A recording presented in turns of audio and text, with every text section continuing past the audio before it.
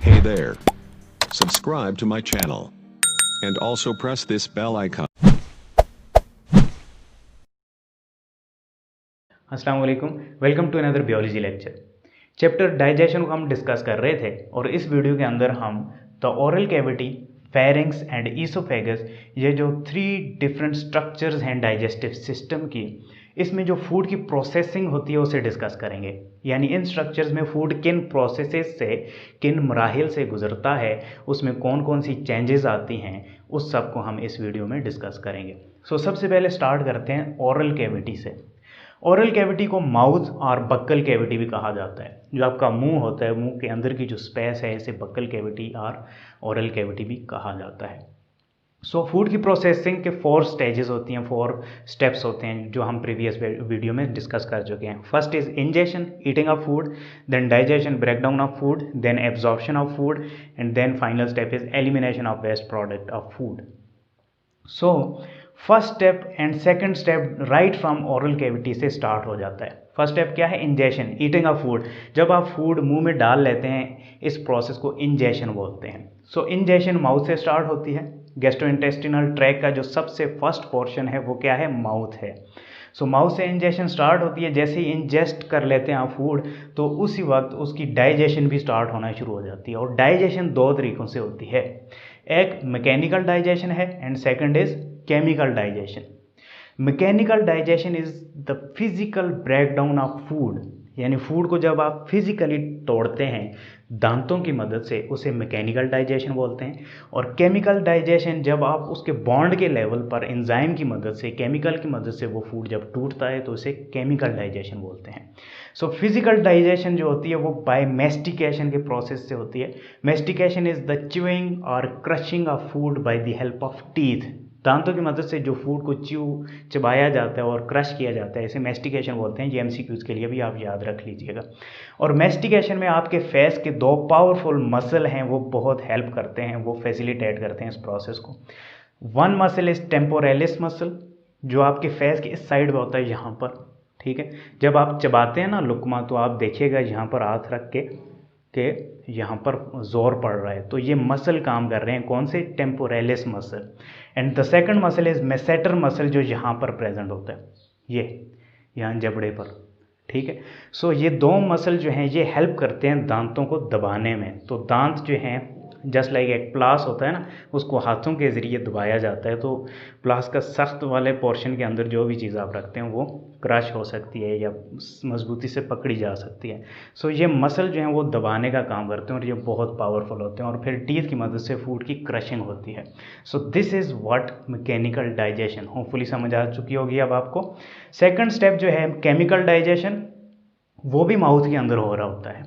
Second step by the secretion of saliva, जो थूक है आपके मुंह में जो बनता है, ये सलाइवरी ग्लैंड आपके मुंह में प्रेजेंट होते हैं। 3 पेयर्स होते हैं, 2 यहाँ पर प्रेजेंट होते हैं, इनकी डक्ट यहाँ पर ही खुलती है, आपने कभी नोट किया हो। यहाँ से राइट फ्रॉम चीक्स आपके पानी बह रहा होता है अंदर वाली पोर्शन में। 2 यहाँ पर होते हैं और 2 यहाँ पर पेयर होते हैं। एक पेयर होता है, यानी एक सलाइवरी ग्लैंड यहाँ, एक यहाँ, एक यहाँ, एक यहाँ, एक यहाँ, एक यहाँ। 3 pairs of salivary gland present होते हैं। और ये जो नीचे वाले हैं, इनकी डक्ट यहाँ ज़ुबान के नीचे दांतों के पीछे ओपन होती है। यहाँ से सलाइवा सिक्रीट होता है, और सलाइवा क्या करता है? केमिकल डाइजेशन शुरू कर देता है फूड की।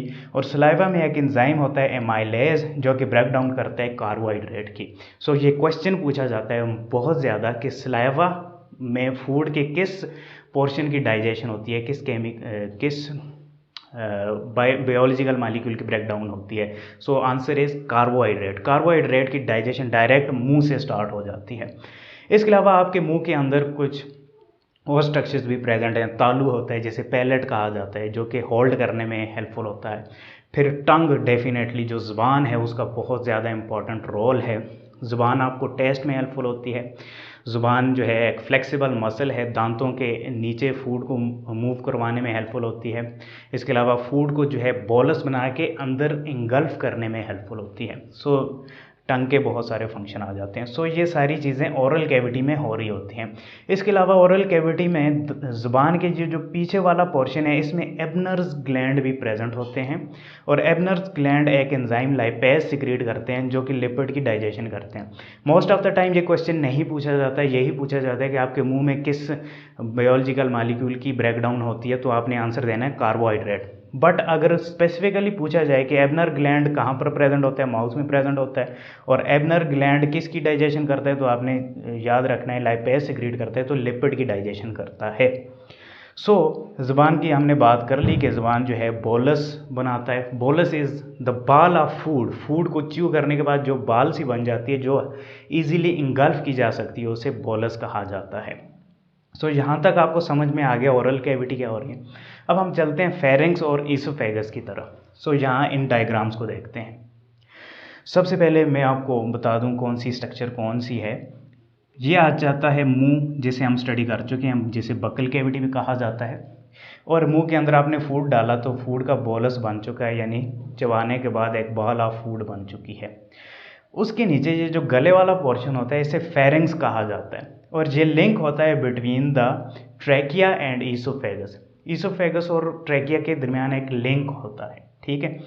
और फेरिंक्स के नीचे यहाँ इस साइड पर एक लिड सी प्रेजेंट होती है, एक ढक्कन होता है जिसे एपिग्लोटिस कहा जाता है, जो ग्लोटिस के राइट अबव ऊपर पाया जाता है, ठीक है, एपिग्लोटिस।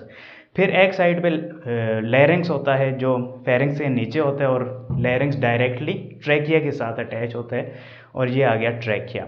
और दूसरी साइड पे ईसोफेगस होती है, ट्रैकिया सांस की नाली, ईसोफेगस खुराक की नाली, ईसोफेगस आ गया, ठीक है। और यहाँ पर एक ईसोफेजियल स्फिंक्टर होता है, ईसोफेजियल स्फिंक्टर बोलते हैं, स्फिंक्टर बोलते हैं एक वाल्व को जो कि बंद और ओपन हो सकता है। सो ईसोफेजियल स्फिंक्टर, अब यहाँ पर हम दो कंडीशंस देखते हैं। जब आप फूड मुंह में डालते हैं, नवाला बन रहा होता है, तो मोस्ट ऑफ द टाइम आपका जो ट्रैकिया है वो ओपन रहता है, क्योंकि आपको सांस लेने में आसानी होती है, और ट्रैकिया ओपन रहता है और ईसोफेगस जो है वो बंद रहता है। ईसोफेगस बंद इसलिए रहता है कि स्टोमक में हवा ना जाए, क्योंकि हवा फेफड़ों में जानी चाहिए, लंग्स में जानी चाहिए। सो यहाँ ईसोफेगस में एक मसल होता है, स्मूथ मसल, जिसे स्फिंक्टर कहा जाता है, जो कि वाल्व के जैसे एक्ट करता है, यानी क्लोज और रिलैक्स हो सकता है। और नॉर्मल कंडीशन में ये क्या होता है, ये क्लोज होता है, लेकिन जब आप फूड एंटर कर देते हैं तो ये ओपन हो जाता है और ट्रैकिया क्लोज हो जाता है। ट्रैकिया किस वजह से क्लोज होता है? Trachea because of epiglottis close होता है, जो कि एक लिड है। सो गौर से समझते हैं। यहाँ से फूड डाला, फूड की च्यूइंग हुई, बोलस बन चुका है। अब ये फूड इंगल्फ करना है, तो नॉर्मल कंडीशन क्या है, ये जो एक लिड है, ढक्कन है, ये ओपन होता है, ऊपर की तरफ मुड़ा होता है, जिसकी वजह से ट्रैकिया ओपन रहता है और ट्रैकिया में आप सांस ले सकते हैं। At the same time sphincter की मदद से ईसोफेगस जो है, जो खुराक की नाली है, वो क्लोज रहती है, ताकि खुराक की नाली में हवा वगैरह ना जा सके। बट जब आपकी खुराक यहाँ फेरिंक्स वाले पोर्शन में पहुँचती है तो क्या होता है, माइंड को सिग्नल जाता है, और ऑटोमेटिकली ये फूड जब यहाँ ग्लोटिस पर आकर टच होता है तो ये ग्लोटिस वाला ढक्कन नीचे हो जाता है। ये ढक्कन नीचे होगा तो ग्लोटिस बंद होगा, ठीक है। सो इस सिनारियो में आप चले जाते हैं, ग्लोटिस बंद हो जाता है, ग्लोटिस के बंद होने की वजह से ट्रैकिया बंद हो जाता है, सांस की नाली बंद हो जाती है। इसी वजह से जब आप खुराक खाते हैं तो वो खुराक की नाली में जाती है, सांस की नाली में नहीं जाती। सो खुराक, सांस की नाली बंद हो चुकी है, और ये जो स्फिंक्टर है, ये वाला जो वाल्व है, ये रिलैक्स हो जाता है, ये ओपन हो जाता है, और फूड जो है इस तरीके से ईसोफेगस से नीचे उतर जाता है by the process of peristalsis.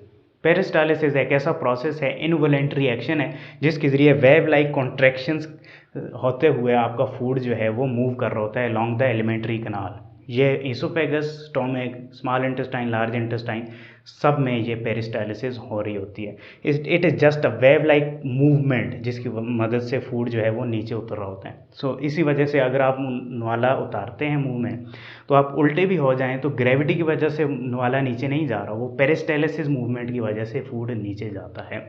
So hopefully आपको इस लेक्चर की समझ आ चुकी होगी। नेक्स्ट लेक्चर में हम फूड स्टोमक में जब जाएगा तो उसको डिस्कस करेंगे। तब तक के लिए मुझे इजाज़त दें।